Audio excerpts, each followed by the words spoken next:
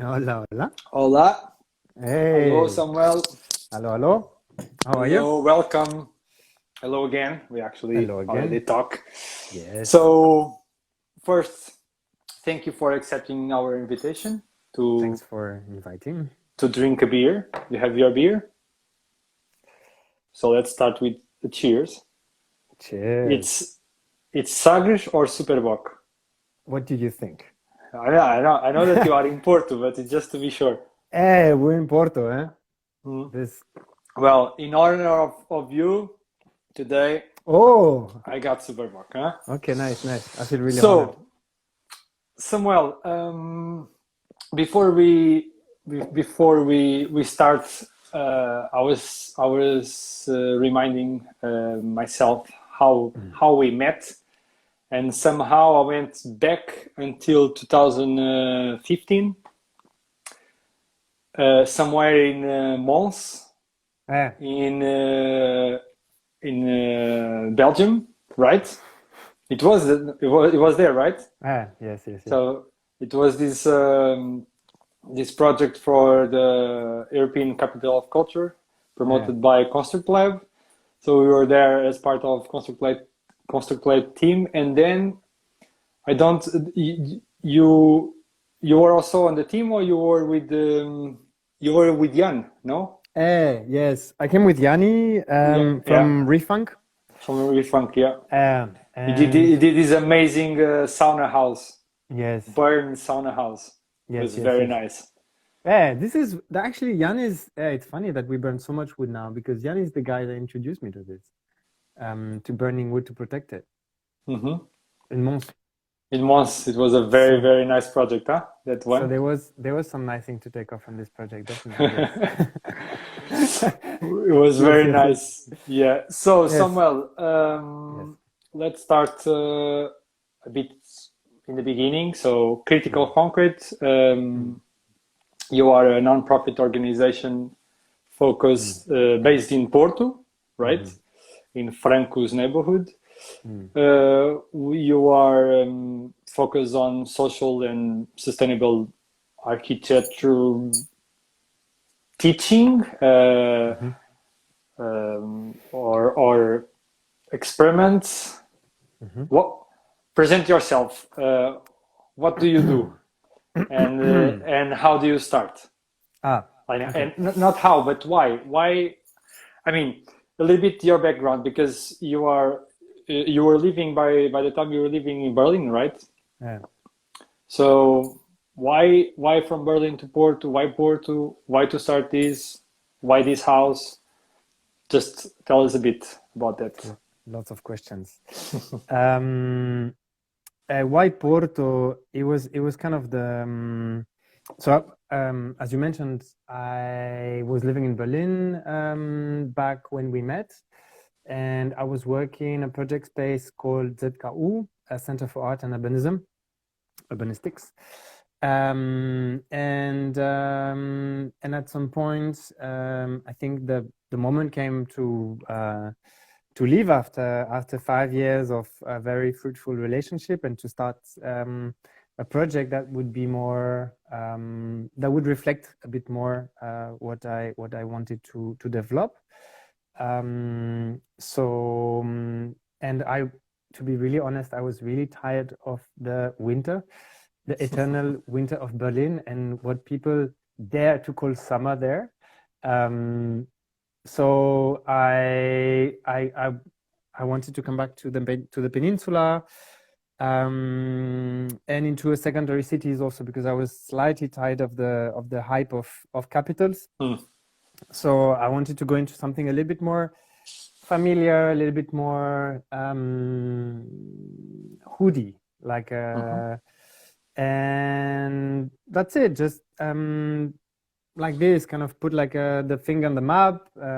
So Porto went for my birthday, my 32nd birthday, or my 31st birthday, something like this. Liked it, and I started. Few months later, I took all my holidays, came to Porto, to kind of start the project, which was in the beginning, it was aimed to be, the typical kind of social hipster project space, no, like we all do and like we all have. So I think that was like kind of the aim, no, like to make a place. I would like to have like people from the neighborhood that come and make their own things, you know, like they have these ideas, no, when you start a project.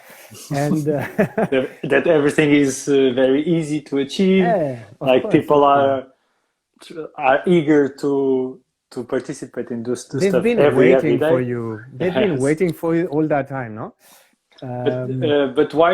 So it was already by that time it was already on your mind because you started as a big summer school. It was already on your idea this educational part of critical concrete. Not really. The summer school was born when we were looking for a space. So very early in the project, I met this young architect, Juliana Trentin. You remember Juliana, no? Mm-hmm. And she got involved with me, like in the project. We developed it together, and like kind of visiting houses and visiting places. We kind of got shocked by the housing poverty that we would find in Porto, no? So I think this was 2015, 15, 16, no? Yeah. 15. Mm-hmm. And we got like really impacted by the housing poverty that we saw, and you know, you enter in a like 4x4 meter house that is like with all the walls completely black, and it's not because of the paint but because of the mold. So with like this really like, you know, shitty housing poverty, like leaking roof, leaking like broken windows, and people that just can't really do anything about it. So this is a bit when the summer school kind of sprouted, and we imagined it as a way to resolve emergency situation where municipality or district municipalities won't have the power or the money to really get into the situation and solve it. So we imagined as a way to kind of crowdfund a social project. Those interventions, yeah. So that's a little bit the social part of critical concrete. It started by that, no? It started with that with the summer school. Yeah, and the architecture also, because in a way, like it was not meant to be like an architectural project in the beginning, but the problem was architectural. So this is a bit how we entered, and how then like we collaborated like warehouse and critical concrete again, like in the first summer school, and the second also, I think. Yeah. Well, so yeah, as you said, we were one of the tutors of the first summer school. Yes. Also with Patrick, it was quite nice to be there on those first moments that are as magical as chaotic. So, but it's nice. I think it was really nice to start. Also with Patrick and Pedro as well. Pedro. Oh, Seth is here. Hello, Seth. There's some people joining. Nice, like a former intern, amazing people that joined the from critical concrete. Cool. Yes. So I was saying, for us, when you explained us the project, by the time, what was the most interesting part? It was this thing that critical concrete passed this idea of the non-formal education, a little bit like learn by doing and sharing. So for us, that was very interesting. Also because it was and it's still a huge empty hole of this kind of programs, especially on young architects. So for us was quite interesting, and I want to talk about that because somehow, like also in the last lives, in the last talks that we've been doing, a lot of people or a lot of collectives are talking about education actually, and how it needs to change, especially if you are talking about like construction designing spaces for an architect or as an architect or something like that. Some of the collectives are actually becoming, some of the members of the collectives are actually becoming professors in university. Some others, like you, are promoting non-formal education. Others are just doing their own educational projects, like ETC that we talked some weeks ago. And I want to ask you, like, from your perspective, that you already been doing this non-formal education for 5 years now, how prepared are the architects in general to receive this learn by doing and to share this learn by doing, especially as you said, as here in Portugal we need so much because we have so much problems on our houses. So how like from a scale to 0 to 10, I would say -10 more or less. I think. And why? I think because I don't think it's an architecture problem. I think it's just like a society problem. We trained to live in the world of competitivity, and it's very difficult to have people actually working together. I don't know if you remember, but like the first thing that we do in the summer school is the design, no? Like this kind of crash course design where we take like a couple of days to have everything like, and the thing that we do in the first place is really breaking egos of like all the people that are here together. No, you have like 40 architecture students that come with like this amazing idea, and everyone knows. No one knows this shit. No, it's like, but at the end, by putting people collaborating together, by forcing collaboration, you manage to have an idea that works, that is designed by collaboration, and this is the thing where we're really not ready, no? Like I think as a society, and then architects, what I saw, like, and also I'm not an architect, so I think like for me it's hard to talk about architecture education, but what I noticed with the years is that architects are very good with drawing lines on AutoCAD and technical details, but they don't know what the line is made of, and they don't realize what is behind the line. And this is one thing I thought I was very surprised when we started the first summer school together, like to see that actually there was not so much hands-on feeling, no, like or structural feeling, even like just understand the structure, like having a bit of instinct of structure. I think like this is something architects are not ready for. We had that, like I think it was in 2015 we did a project here in Lisbon with Atelier Mob, in collaboration with Atelier Mob, and for the first week we had a class of one of Lisbon University. So students from the second year, and I remember that there was this girl holding geotextile, you know, the thing, and she was holding this, and I was explaining how to put it, and she was like, so this is geotextile. This is the line that I put on the AutoCAD. I said, yeah, this is it. She was like, I never saw it. So it just reminded me that I think it's also this non-formal education that we were talking about, and the learn by doing. I think it's really interesting because he actually, we are now so much digital and so much on the computers on our design process that actually to be able to understand like what is the material, how it works, how heavy it is, how difficult it is actually to apply a certain thing that we design. Yes. So I think it's very interesting, and I feel, and you tell me because you are more into that than me, that I feel that more and more like young students are looking more for this kind of non-formal education than before. Do you think so as well or not?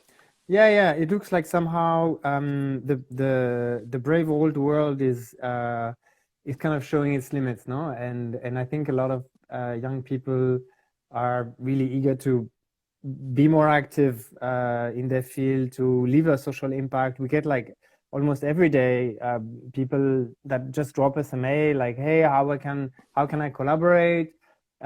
What's happening on your side?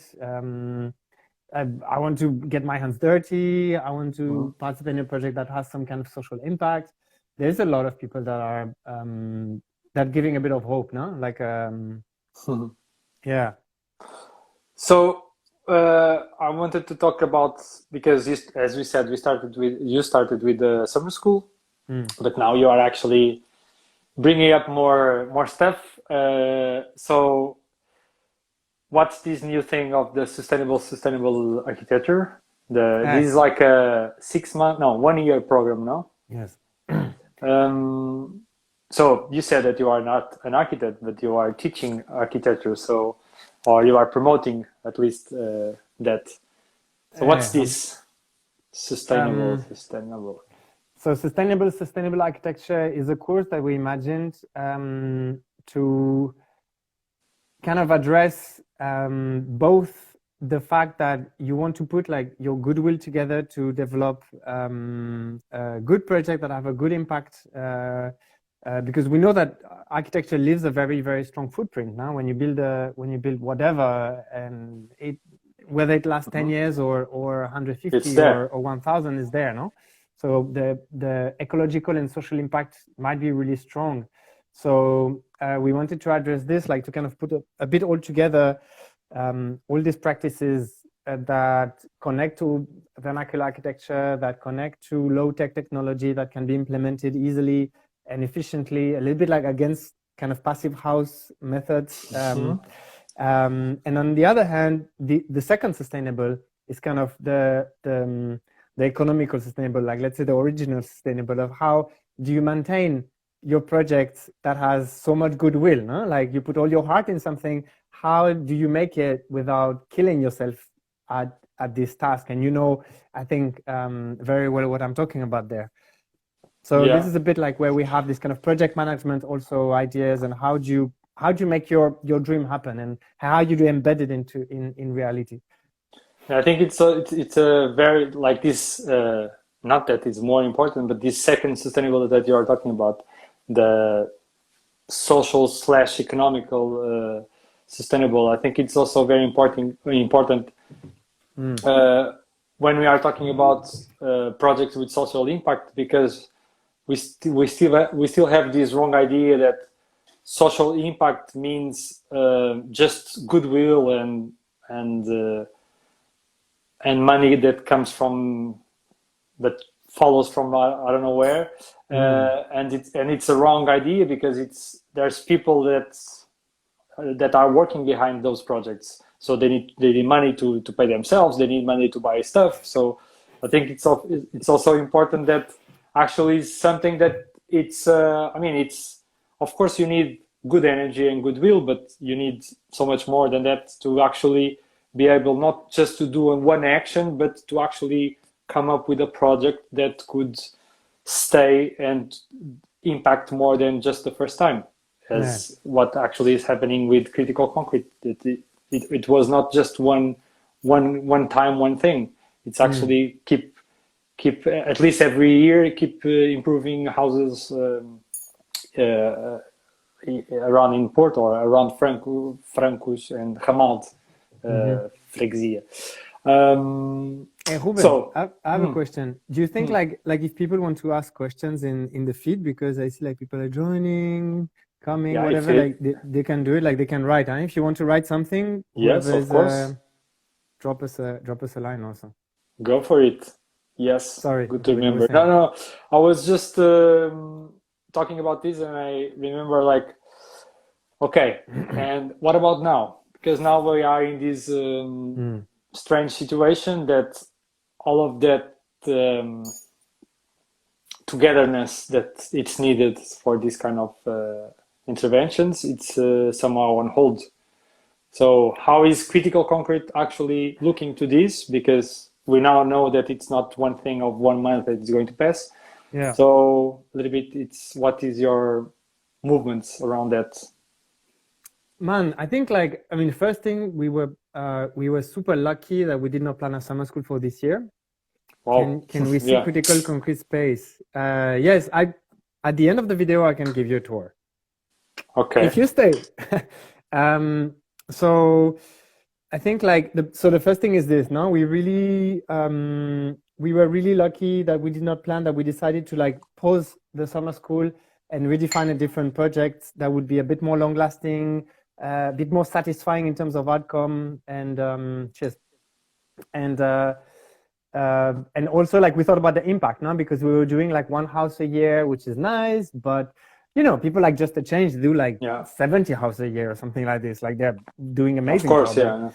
And we thought, okay, like how do we put these things together so we could like do more housing? Someone is calling. Call later.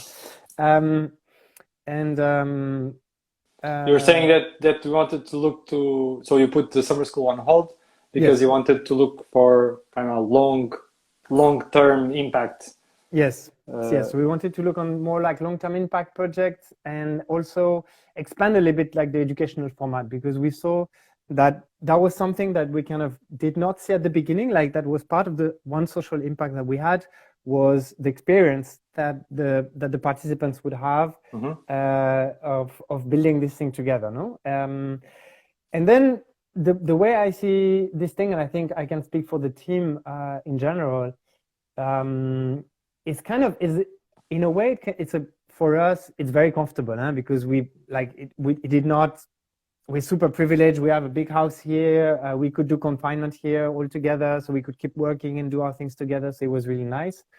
But the way I see it, it's kind of a kick in the butt to kind of really look at the world how it is now, and stop doing things also so romantically as we've been doing. And I think so. One of these aspects, for example, is like we're going hardcore digital, no? So we are trying to like put videos. We are doing a live on Instagram. We're doing a live on Instagram. We're trying to put like all the videos of that we can about like to expand our learning, our teaching and our learning, like all this exchange. And we're gonna do like, so we're preparing online courses. So that's also one thing that's coming on, and I think that's kind of somehow responding at something that was already that people were asking before. No, people were asking like, "Hey, I cannot come to this thing. It's expensive to go there. Yeah, hey, I cannot be here for 3 weeks. I cannot be here for 6 months." Sure. So in a way, it's like kind of opening a new door, a bit forced, but I think it's good and it's for the best. No, I think like if we mix the work that like people like you, like us, are doing on the field with really a widespread knowledge, widespread experience on the digital world, I think this is something that can leave a greater impact compared to what we were doing before. So I look at that. There's like 22 people all over the world right now looking at us. You know, this is... Well, it's nice that you talk about that, because one of the topics that I had here to talk with you, because I think you can share a nice input. It's about this. I mean, what is local today? I mean, you are not German or Portuguese, but you just talk about Berlin and Porto. Yeah. I know that your team, it's also quite spread around the world, actually. The participants from your programs, summer school or the 1 year program, are also people from all over the place. But then somehow you are local because you are in Porto, more specifically in Francos neighborhood. Your impact, it's more or less around these places. So, I mean, how do you see this? What's local, not local? How do you see it? Because, I mean, in a way, you are an urban citizen that is now living in another place, for instance. What's that of local?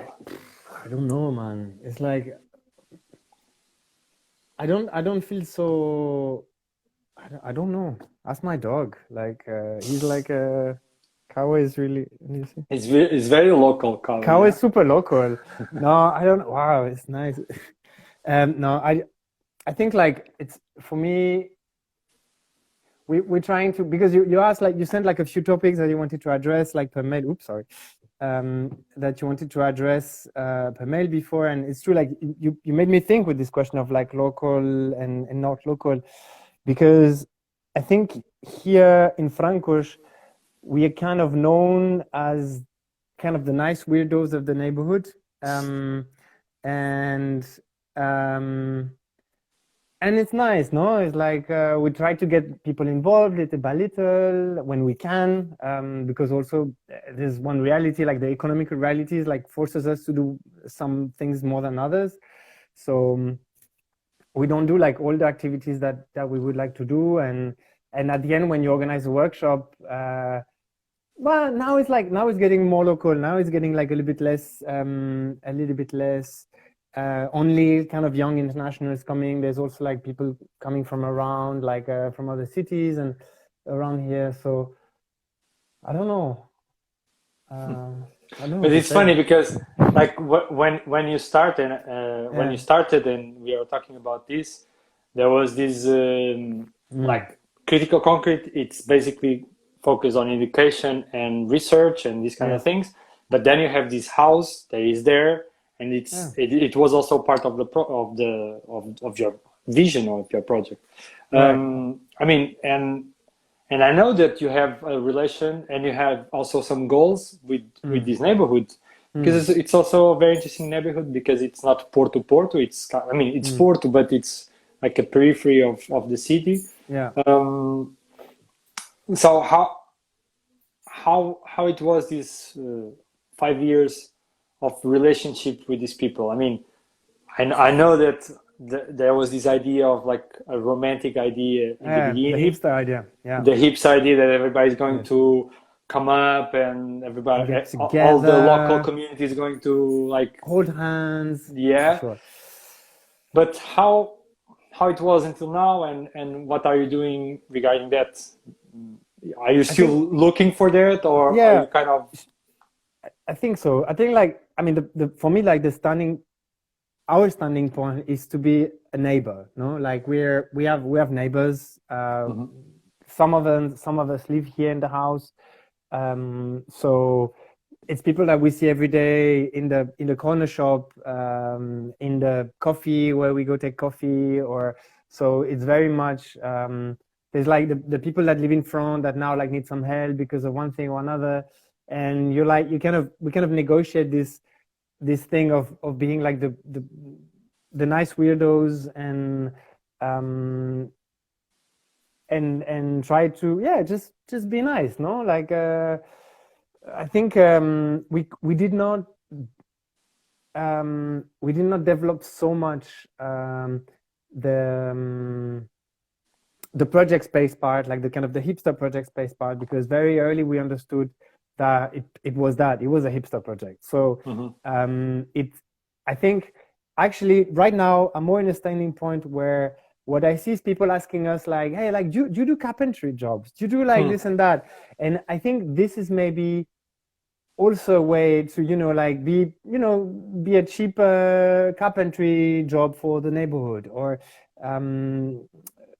I think there is like we try to find ways. That Franco's house, your house there from Critical Concrete, it started with this idea of being kind of a cultural center for the neighborhood, but is now shifting more to kind of like professional support to the neighborhood, some kind of like social professional, not professional in a way that you have this professional, but it's like like a neighborhood that knows how to do stuff. It's like when people want to cut a board and they don't know how, don't have the tool, they know where to go. No, it's a little bit like this. Okay, and it's interesting the shift that is happening. It's also because I think that people that normally don't, or they are starting projects or they don't work so close to this participation on streets or in a neighborhood with local groups of people, they don't see that actually, I mean, it's not such not such a like a huge everybody goes thing all the day. It's something that it's more like punctual, that you really need a lot of energy to actually program something, some activities for people to engage, and you have to keep this energy quite high and to be able to have just a small percentage of people participating in your project. So I think it's interesting that there's I think also like we need to be very humble, like, because like it's this thing, no? We come like we're young, we're energetic, and we come to neighborhood, we think that we know things about like what this neighborhood needs or whatever, but the truth is we don't. When we come to a neighborhood, it takes time, it takes a lot of conversation, it takes patience to understand what is needed, if anything. And I think we have the luxury of this time here because yeah, it's like we have a house, it's here, so we can really feel and develop little by little what we think there is a demand for, but there's also not the need to force anything, no? And I think this is really important, like to be really humble with it. What?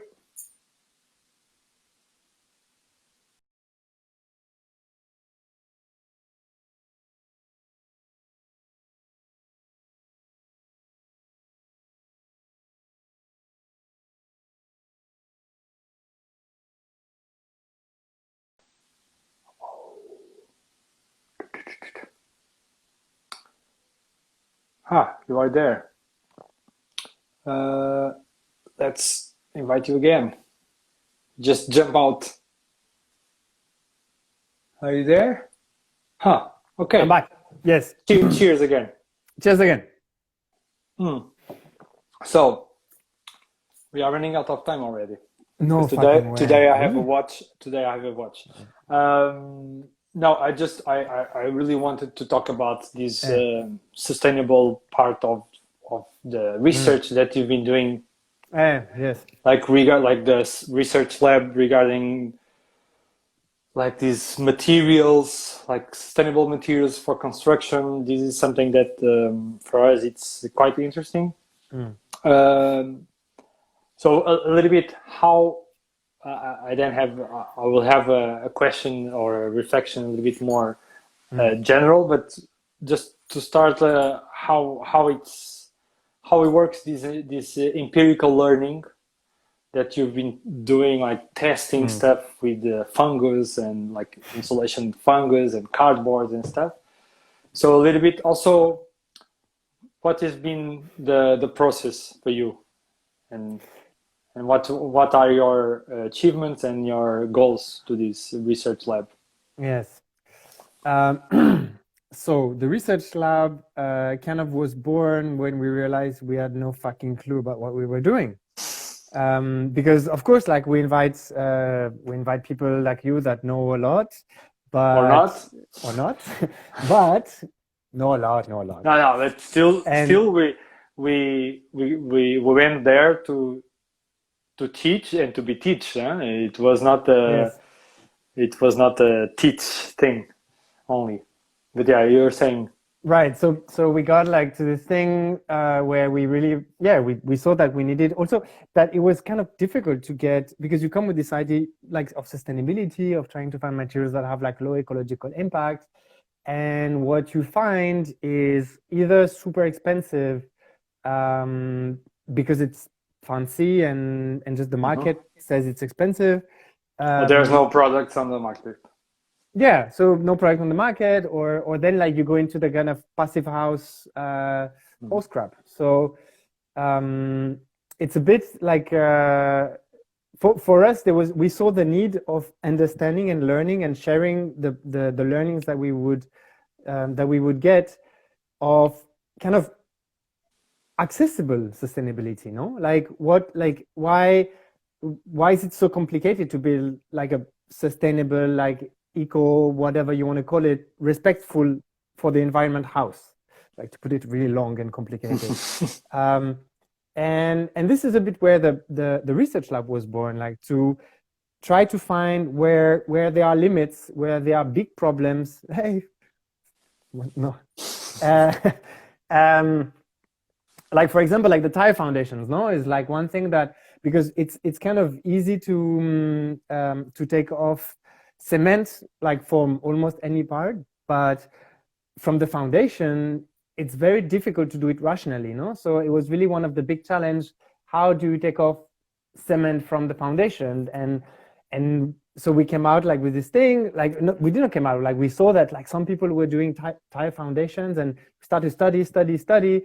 And then we had to do like this monster green roof that we also wanted to do, like a big green roof, because we didn't have a garden. And we thought, okay, let's do also like this big construction and just see how it goes without cement, no? And so we went to look into this and into that. So there's a lot of like kind of, as you say, like very empirical research where you start to look into something, and then what we do always, like, we ask people from the team to, you study something, you write an article, no? So it forces you to be rigorous with your research, to confront your research with scientific knowledge, and to build up something that is also, we want, accessible, so easily accessible. So until now, we were only writing 15 pages articles, and now we understood that accessible is on YouTube, on video. So now we do videos. I think it's also like we are lucky today, or in this year that we live, because internet also give us a little bit of this endless library of solutions that people are willing to, like, open source, share them through the world. And if you are humble enough to understand that, I mean, I don't know anything and could be a better way of doing it, and if you search on it, you actually find it. And somehow I think that Critical Concrete, it's a kind of a curator of this open source information that is all over the world. I mean, you can do tire foundation in probably 50 different ways. Yeah, sure. Wrong or right, but you kind of test it, you see it, how it, so it's kind of, you are almost like curating this kind of endless library. And I think it's very interesting because it's... try to combine, huh? Try to combine, make it digestible, make it like, okay, is that real, is it not? Can we really do this? It's a bit like what we try very humbly to do, and sometimes we fail dramatically, but sometimes it works and it's nice. Now it's like also very important, no? Those failures are very important. Super important. You need that to actually understand what then works or not, no? So, like sustainability.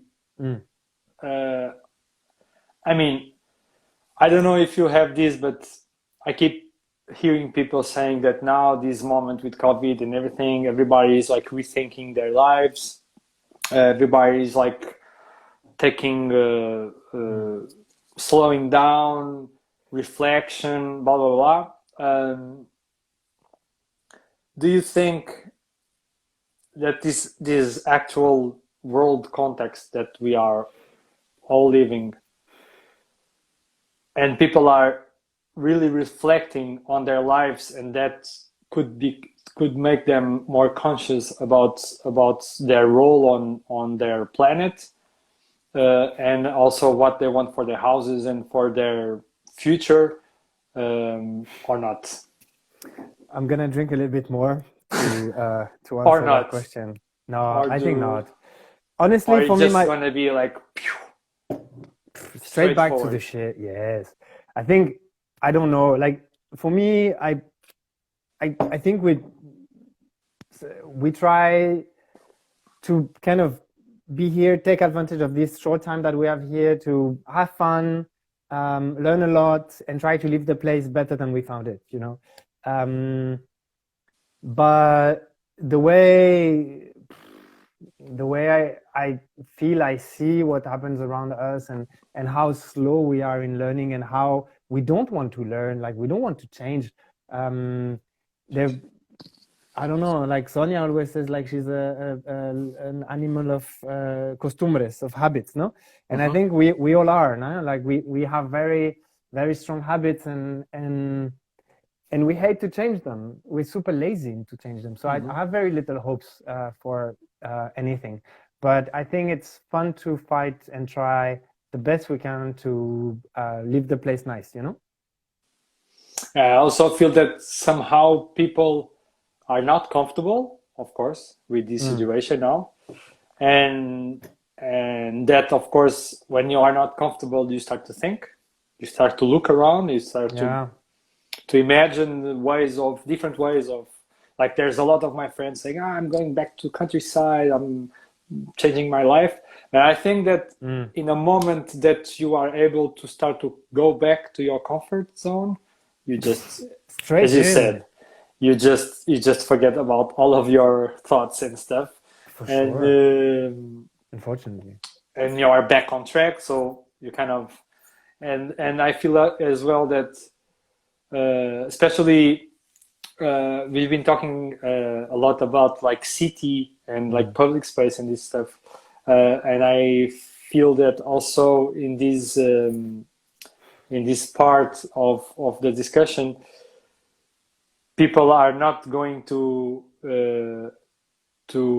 be able to see that if they don't keep their mind on what they should, I mean, we'll lose everything after this, because there will be an excuse to fast forward everything. So, because, I mean, we know that we are going to face like an economical crisis during this or after this, and that will be an excuse for everything. So all the sustainability will go straight to trash, because there's this need to recover everything. And I think that we all need to actually do a huge effort to put ourselves still uncomfortable enough to don't be fooled. I think, I don't know. That said, do the tour of Critical Concrete House, please. So we have like 5 minutes still. So I'm gonna probably this is going to be super short, because internet will disconnect or something. But I mean, it's already disconnecting. It's already disconnecting. Samuel, I lost you again. So you are there. Yes. Okay. Sorry, it's me. I just passed on the 4G because we need to go to the house, and I turn my camera so you can see a little bit. So we start. 5 minutes. You have 5 minutes. Okay. So this is how this is our heater.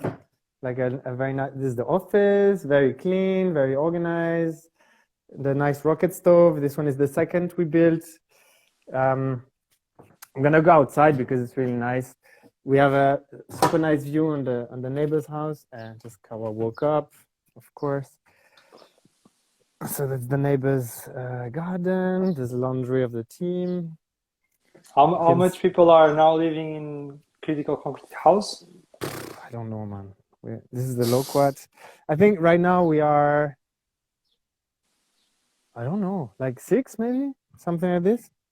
Like during the lockdown we were 6. So, and now like some people left, but we're more or less 5-6 people. So there's some work in progress. This is the work in progress, the green roof. So I don't know if you remember, we had a big workshop. This is the neighbor's cat. This is for Fino. The house from the other side is like kind of the work we're doing. This is really like work in progress. You see, like the walls, we're kind of refurbishing the walls little by little. Our little food forests, I show you now. You have the chance to see on YouTube our new video about food forest, edible forest. Hey, so yeah, it changed a lot. Like for some people that were here like a long time ago, see Julia here just arrived. This is the door to the workshop. Up. So yeah, this is the old structure of the roof. And yeah, I'll go down to the workshop. It's kind of the nicest part, I think. Man, and soon, like, we're trying to get a combined woodworking machine also. So we're gonna have a big machine in the workshop soon. Universal. This car is back. Okay. Yes. It's funny that you see like pipes on the wall. Yes. Always get close, so that this gate so Kawa stays up. This is like the second office. That's a big office, yeah. Yes, I remember. Okay, so keep the door and the dog up. Wait here, Kawa. We'll come back in a minute. Saida, so exit is here. And you have to finish on you have to finish on the street because the facade is quite nice as well. Okay. But how much time do I have now? Let me see. I mean, we should have around like 3 minutes, something like this. Okay. So this is the workshop. I don't know if you remember how it was, but like it has changed a bit now. So now we have a lot of materials now, huh? Yes, nicely sorted out. Nice natural light. Yes, super nice. Really nice. It's really the garden is now where it was this kind of stage, no? Yes, exactly where the stage was. Yeah, because we wanted to like make a big workshop, and then we realized we started to like break down the cement that was here, and we found these stones, no? So it's like, okay, actually, maybe we make a garden here. So yes, this is our food forest. This is the gate, you remember? Do you want to see some mess, or what do you want to see? Mess? Yes, I can show you some nice mess. I want to see what you've been doing. What we've been doing? What have we been doing? A lot of bikes. Yes, this is also this is super nice. So we're gonna have a video about this like next week. This is the it's a charring station to burn the wood. Yes, it's a little bit different. Yeah. So what you do is that this has been developed, and like we have a video like coming out very soon. You pass the wood. You put the wood planks there. Yeah, go through here on these rolls, and you start the fire here, and basically what you is a rocket stove that works to char wood to protect it from mold and stuff. This stuff are still here, but they're gonna go soon. The compost. This is a bit different since last week. That's the metal shop there, metal workshop. This is the mega mess. Yes, you know, it's funny because like we work so much to clean everything all the time, to improve the space all the time, and now I look it through the screen and it's like, man, this fucking mess. But hey, it's like, a lot of work in progress, huh? It's a lot of work in progress. This is Kawa's garden. So we built it when he had an operation a couple of years ago, and that was like a huge team effort. It was really, really nice. Yeah, what can I say, man? It's a good place to be. Our natural fridge. So the natural fridge, we don't use it now because it's enough with the fridge that we have. But in summer, when we do summer school now, we use the natural fridge.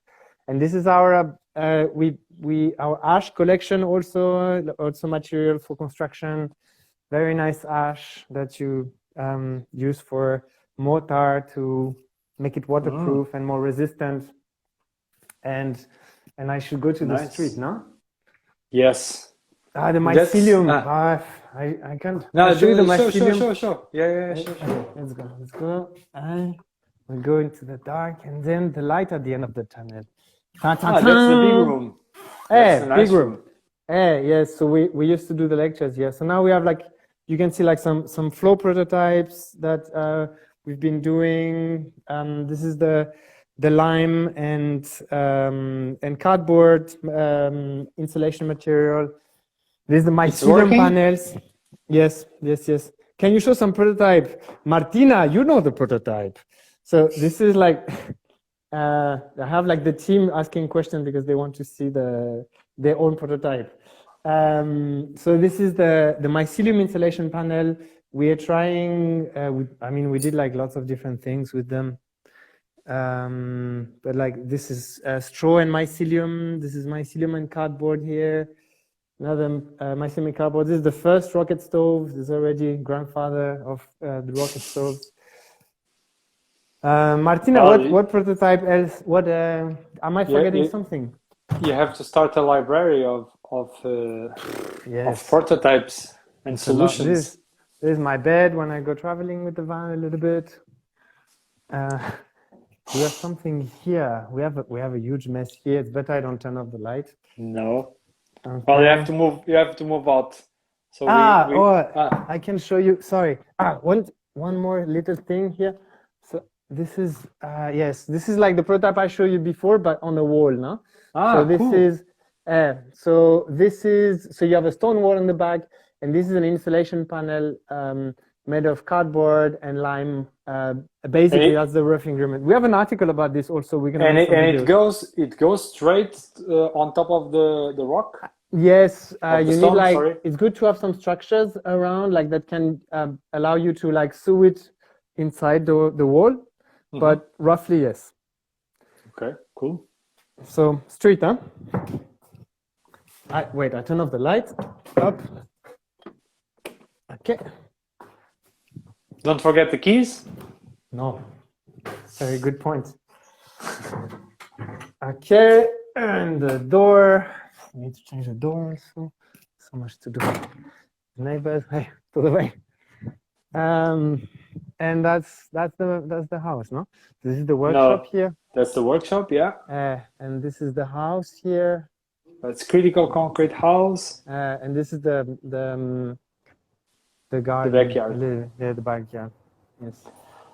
Well, thank you. If you want to come visit, now you know, huh? Now you know what it is. Yes. Well, I know already, but I hope there's more people that will visit you. Yes, for sure. When we all can be together. Thank you, Samuel. It was very, very nice to have you and Critical Concrete, and by that I mean all the people that are Critical Concrete, because I know there's a lot of people. Yeah. And I really want to thank you for sharing this beer. Mine is already done. I left mine upstairs. Thank you, and I hope to see you soon. Bye, and check next week our next guest. That today I know that will be Horizontale. Super. Horizontale. I will be there. Thank you. Beijinhos. Ciao. Beijinhos.